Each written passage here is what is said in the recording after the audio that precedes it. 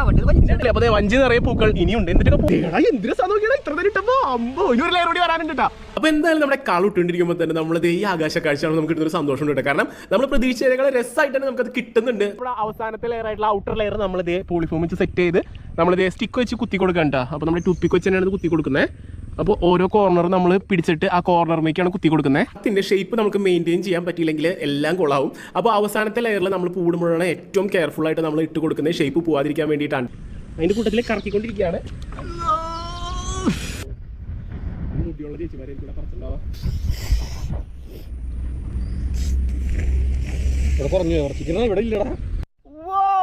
എന്റെ മക്കളെ നമ്മളുടെ പണി മൊത്തം കഴിഞ്ഞ് ഇപ്പോൾ നമ്മുടെ പൂക്കളം റെഡി ആയേക്കാണ്.